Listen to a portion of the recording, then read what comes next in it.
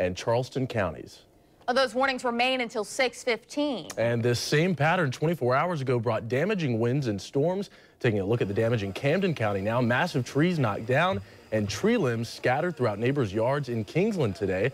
The Weather Authority's Blake Matthews joins us now with these severe thunderstorm warnings. Blake, are these storms as strong as yesterday? They are not as strong as yesterday, but still packing quite a punch. Let's get right to it. You can see a lot of lightning here stretching from southeastern Georgia down right into the heart of Jacksonville. A severe thunderstorm warning is in effect, again, for Duval, Nassau, Charlton, and Camden counties until 6:15. Zooming right on down, you can see a very intense line of thunderstorms stretching from St. Mary's just over the state line, down I-95, right over JIA. Wouldn't be surprised if they're seeing ground stops there right just to the west of downtown and stretching just to the west of Orange Park. These showers are moving on off towards the east at about 35 miles per hour. Fernandina Beach at 5:57. That means you guys are already in it. Orange Park at 6:03. Little Talbot Island at 6:10. Jacksonville Beach 6:22.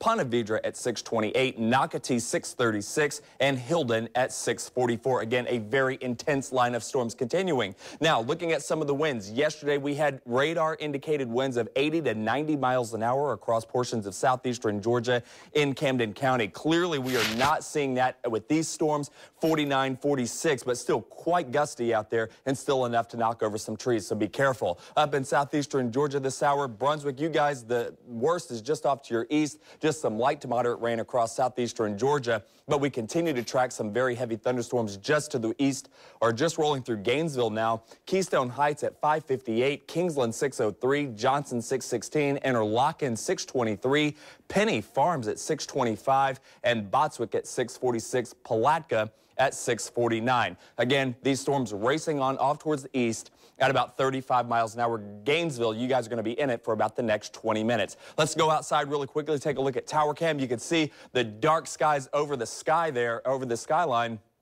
And these storms will continue to move right through the downtown area any moment now. 60-mile-an-hour winds are certainly possible with these storms, as well as some small hail and very frequent lightning, along with some blinding rainfall. Again, you can see the dark clouds there forming over downtown Jacksonville. And again, we are looking for all these storms, including those of us in Julington Creek, Orange Park, and those of us on the west side of Jacksonville. You guys are already in it. If you live on the south side of Jacksonville, including the town center, out along Phillips Highway, I-95 south along 295 east, out towards the beaches, these storms are yours as well. So go ahead and bring the party indoors. You're running out of time, and the heavy rain will be setting in momentarily. Another full update coming up in just a few minutes. Ashley? Residents in Camden County are back out today cleaning up a trail of destruction from yesterday's severe storms. They really saw the brunt of the storm, damaging winds with speeds up to 90 miles per hour. Knocked down trees and power lines. Take a look at this massive tree uprooted in Kingsland. We spoke with a few neighbors today, all cleaning up the damage. One man who wasn't home when the severe storms rolled through says he feared for the worst. My wife sent me a text, said, hey, there's a tree on top of our house, and I'm thinking the worst. I'm thinking one of the bigger trees that's right here, and I got home, and the tree that belongs to my neighbor was laying on top of our house. Luckily, the little one right there caught most of the brunt of it, so there was no damage done to the house. Well, Grande says that his neighbors were fortunate as well. The trees missed their homes instead of falling on the ground. Thankful there were no loss of lives. We continue to follow that breaking news alert on the city's west side, where police have confirmed an officer-involved shooting. Police say the suspect is dead and the officer was not harmed. They've also confirmed that same property was operating as an active meth lab on Old Plank Road. Channel 4's Ashley Harding was briefed by police just minutes ago. She's joining us by phone. Ashley, what have you learned? Well, Ethan, first of all, I need to clarify that Chief Tom Hackney just told us in the news briefing, despite what was originally thought and reported by officers here at the scene, this was not an active meth lab, but that is something we are still waiting to learn more about, because there will be a follow-up news conference tomorrow at 1 o'clock. But again, this happened around 11:50 this morning, just before noon, at this home on Old Plank Road. And Chief Tom Hackney says this began as a domestic violence situation involving a husband and his wife. That dispute had been going on, but thankfully the wife was able to escape, so she ran to the church just down the street. That church is called the West Shores Baptist Church, and that's where services were wrapping up. Chief Hackney says police units arrived, including canines and the SWAT team. and one canine officer was in the back of that trailer where that man was, and others were in the front. Shots could be heard coming from inside that home. Now, they're not yet identifying the suspect, but at one point they say he raised his firearm and fired it at one of the officers, hitting an area just above his head. And then one of the other officers in front then fired, hitting the suspect once in the torso, and we're told he died at the scene. But today we did speak with the pastor of the church who consoled the wife when she came running in, trying to get away from her husband. Now, he told us that woman said the man had threatened to kill her.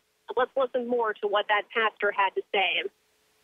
But he target practices over there all the time. All the time. You hear pistols and other armament over there. So I don't know. The fella's never been very stable, as far as I know from other people that know him. We have a friend who is a cousin to him, and he says, I hate to put it this way, but he says the boy's just no good. I'm just repeating what he said. Now, once again, Chief Hackney did say, despite those earlier reports, there was really nothing to indicate that an active meth lab was there involved in this. But again, they are still in the process of trying to identify this man. He plans to have a follow-up news conference tomorrow at 1 o'clock. That's tomorrow afternoon. And as is the case with officer-involved shootings, there are two investigations that then go on. JSO investigates their part of it, as does the state attorney's office. So for now, we are reporting live here on the west side. I'm Ashley Harding, Channel 4, the local station. Covering Clay County, the search is on for a man accused of shooting and killing a woman in Green Cove Springs this morning. Investigators believe that 25-year-old Victor Kruger Jr. shot 55-year-old Ernestine Hines around 4 a.m. Hines was rushed to the hospital where she died. Police say that after the shooting, the suspect took off running through a wooded area. Kruger is described as 6 feet tall, around 175 pounds, wearing black shorts, a dark shirt, and high-top sneakers. He's considered armed and dangerous.